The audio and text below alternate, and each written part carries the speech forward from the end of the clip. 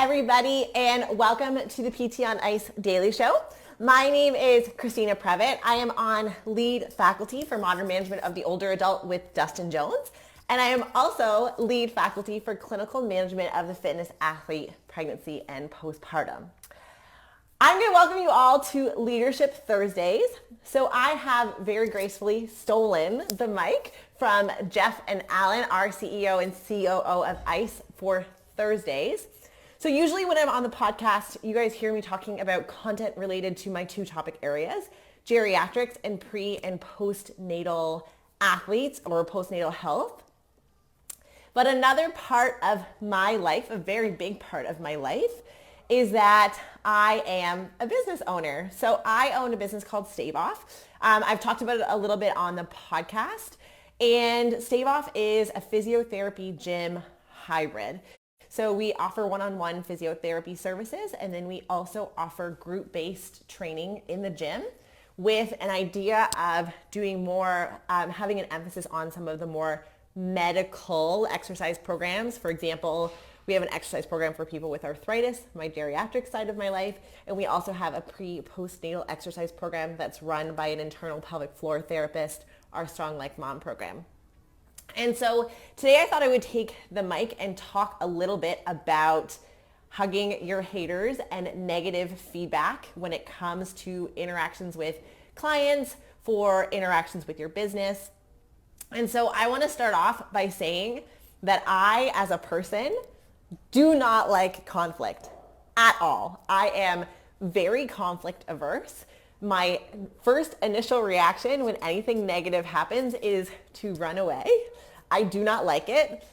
As I've had to transition into a role as a leader and a boss and this clinician, business owner, joint role, I have had to embrace conflict. I've had to deal with negative feedback, and I have had to figure out a way that is appropriate for me to respond to those things. And so as a therapist, I think I can speak for the collective that we come into this profession with an idea that we want to help people, that we want to interact with people in a positive way to improve their function, increase their resiliency, decrease their pain, allow them to get back to everything that they want to do. And the majority of the time, that is going to happen, which is really wonderful. We get to see people long term. I always feel really fortunate that I get to see people from when they're really acutely flared up to when they're doing better and I'm able to discharge them, which sometimes other healthcare providers like physicians don't really get to see that continuation or that development across any sort of episode of care. But what happens when something negative happens? So what happens if you have an interaction that just doesn't go well? It can be as simple as you flaring somebody up, which I'm pretty sure everybody has done, to, as a business owner, having somebody who's had a negative interaction with your business. And especially now in the world of social media, one negative review can be really detrimental to a person's business. There was a local business in my city who had what looks like some sort of interaction with a gym member who ended up leaving the gym.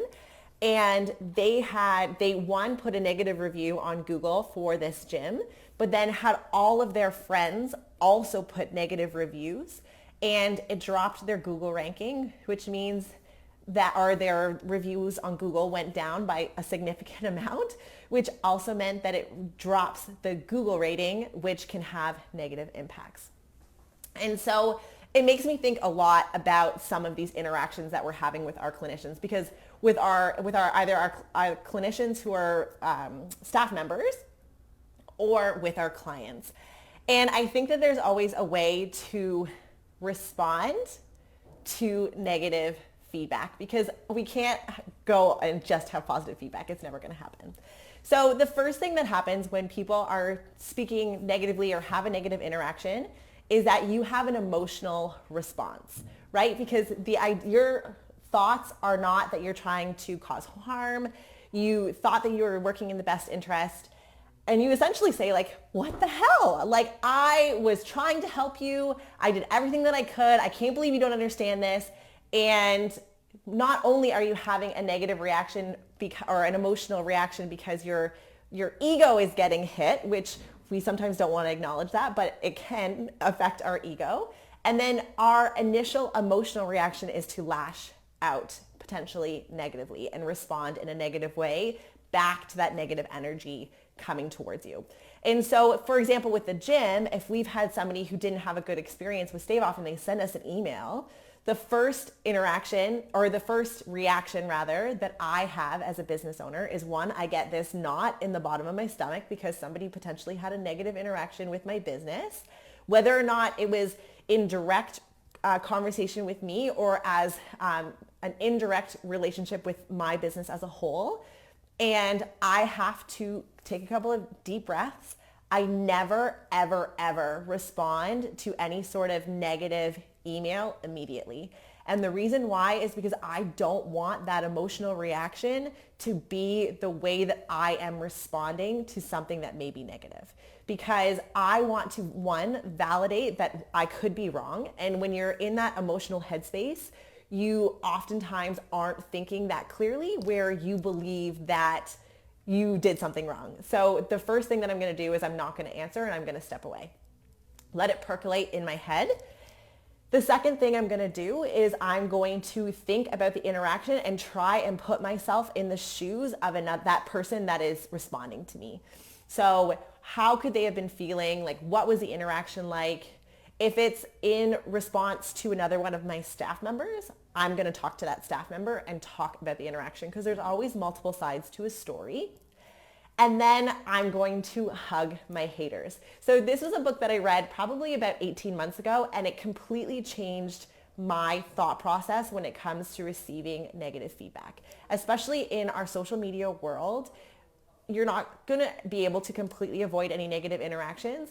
But the way that you respond to those negative interactions, one, speaks about your emotional maturity, about your ability to respond to different things.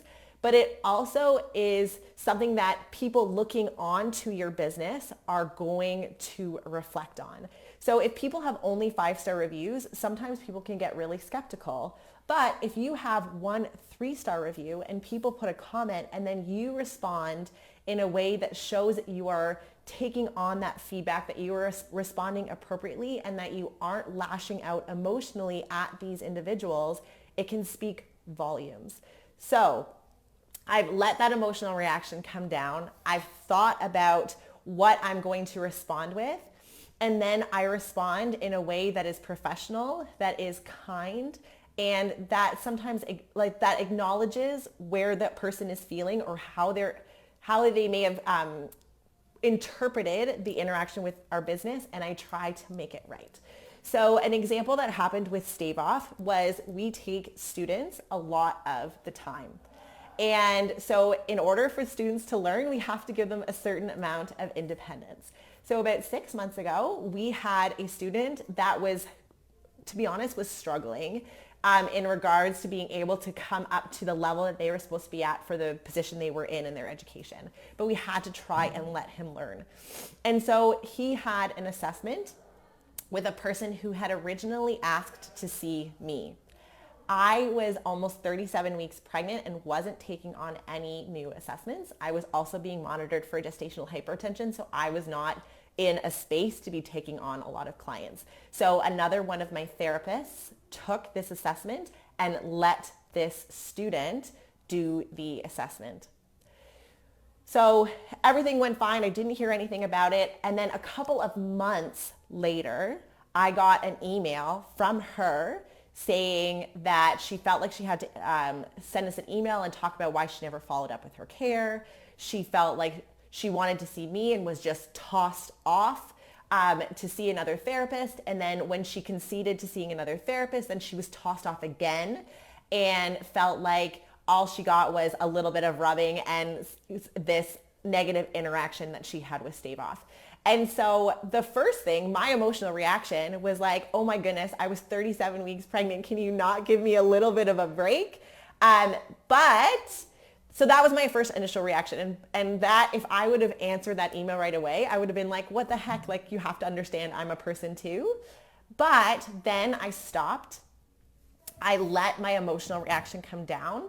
I discussed the interaction with my other therapist, talked about what had happened, and then tried to put myself in her shoes. And, to feel like you already didn't get to see the provider that you were hoping to see is already somewhat disappointing, especially if you're in some sort of chronic pain or having some sort of chronic pain issue. And then to also feel like you were not taken seriously enough, or you were not given the care that you were expecting because you also saw a student and you didn't interact enough with that provider that you were now seeing. And so when I responded back, I said, I am really, really sorry that you have had a negative interaction with my business. That was not my intention. To give you a little bit of background information, the reason why I wasn't seeing you was because, I was 37 weeks pregnant and I didn't want you to feel like you started a relationship with me and then I was passing you off to somebody else. And so I wasn't taking assessments at that time. We take students, we think that it's extremely important for them to learn, but I completely understand how you can feel like you didn't receive the quality of care that you were looking for. And then I said to her, if you were paying out of pocket, I can absolutely refund your money. If not, and you're still experiencing some pain points, if you would like, I can see you pro bono. And I responded in that way, again, being very apologetic and trying to be kind for somebody who is taking the time to give me that feedback, because it's going to be really important for me going forward in our interaction with students and how we are going to navigate that relationship. And so she responded back rather kindly saying, of course, I understand that life stuff happens. I actually have a provider now, so I'm not going to be switching providers, but I appreciate you taking the time to respond to me.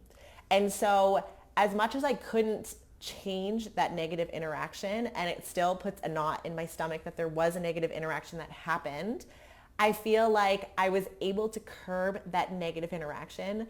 I was hopefully able to give her at least some positives out of that interaction with me. I took it very seriously, and hopefully she didn't speak negatively of me to all of her friends and family.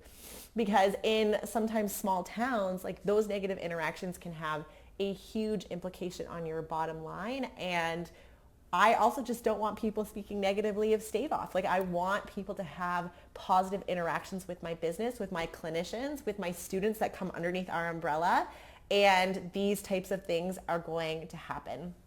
And so I think the way that you can respond to negative feedback, and that doesn't just have to be from a business owner to a person coming into your facility, whether it be a patient or a client. It can also be clinician to clinician. Not everybody is going to agree with your style. At the Institute of Clinical Excellence, I'm sure there's people who don't agree with our manner of doing things. It doesn't mean that we respond emotionally and bash other providers. I think it's super, super important for us to be able to have conversations, to be kind, to think about where another person may be coming from, and curb or try to change the energy in an interaction from something that could be extremely negative to something that may have some positive points to it. And if we're able to do that, and the more we practice trying to remove that emotional gut reaction to punch back, I think the better and more mature we can be as providers, and the better our interactions, and in like kind of a feed forward of that, our interaction and our reputation in the community. All right, so I hope you guys found that helpful. I sometimes don't love talking about negative interactions with Stave Off, but I think it's really important to have these conversations, because as much as we would like to curb all negativity from our interactions, that's just not the case, and that's not human nature. If you guys are looking for some continuing education in January, there is so many things happening in January. From my perspective, we have Modern Management of the Older Adult Essential Foundations and Clinical Management of the Fitness Athlete Pregnancy and Postpartum. Both those online courses are starting in January, but we also have telehealth starting, Clinical Management of Fitness Athlete Essential Foundations. We have Persistent Pain, all starting. And the best way to be able to get the list of all the things you could sign up for is to get onto the Hump Day Hustling. So it comes out Wednesdays at 8:30. Jeff puts it together with a whole bunch of different links from infographics, blog posts, and research articles that are coming out in the rehab space. And so if you want to keep current with some of the stuff happening in the physio sphere, you should definitely jump onto that email. So to finish off, if you guys have any stories that you would like to share, I would love to hear them, where you hugged your haters and you responded to negative feedback with kindness and understanding. I would love, love, love to hear it. Post below. Otherwise, I will probably see you next on the Jerry PT segment next week. Bye, guys.